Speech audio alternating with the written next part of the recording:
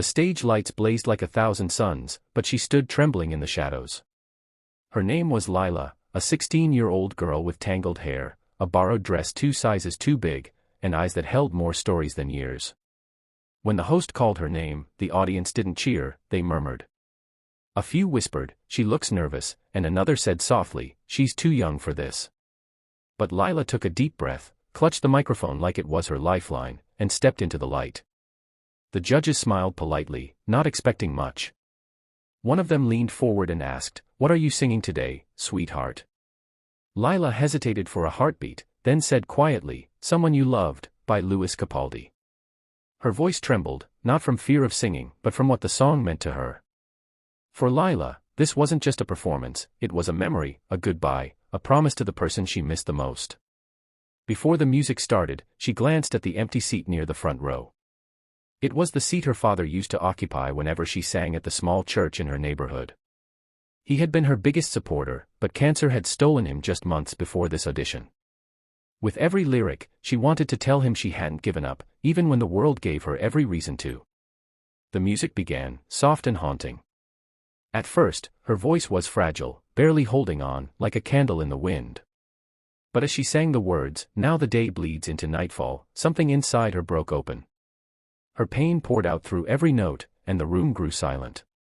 The whispers stopped. The judges leaned in. The audience, who moments ago had doubted her, now sat frozen, eyes glistening, hands clutching their chests. Behind that powerful voice was a story of struggle. Lila had grown up in a small town, raised by her father after her mother left when she was only 5. They didn't have much. Some days they ate only toast for dinner, and her father worked double shifts to afford her music lessons. But he always said, "One day, the world will hear your voice, Lila. Don't let anyone tell you otherwise." When he got sick, she sang to him in the hospital room every night, even when his eyes were closed, even when his hands went cold. When he passed away, Lila felt like her voice had died with him. For months, she didn't sing. She stopped going to school, stopped dreaming. Until one afternoon, she found a note inside her father's guitar case. It said, "If you ever sing again, sing for me. I'll be listening." That was the moment she decided to audition. As Lila reached the chorus, her voice soared higher, stronger, trembling with emotion but filled with power.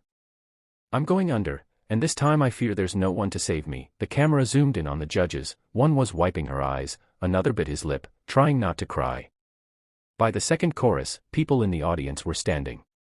They weren't just hearing her voice, they were feeling her story. When she hit the final note, the hall exploded in applause.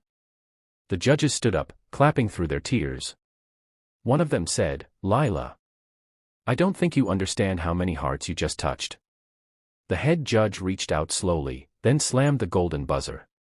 Golden confetti rained down from the ceiling like stardust. Lila covered her mouth in shock, tears streaming down her face. She fell to her knees, overcome by emotion, as the crowd chanted her name. The moment was pure magic, one of those rare times when talent, pain, and purpose meet on the same stage. Backstage, the host hugged her and said, "You just changed your life out there." Lila smiled through tears and whispered, "I think my dad was listening."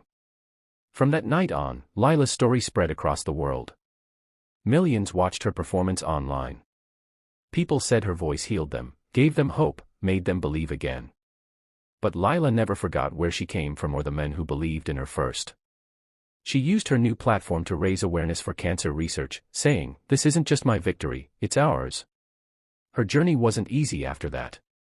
Fame came with pressure, criticism, and fear of not being enough. But whenever she felt lost, she remembered her father's words, "If you ever sing again, sing for me." And she always did. Years later, standing on the same stage as a guest performer, Lila sang "Someone You Loved" again. This time, her voice was stronger, steadier, but still full of that same emotion.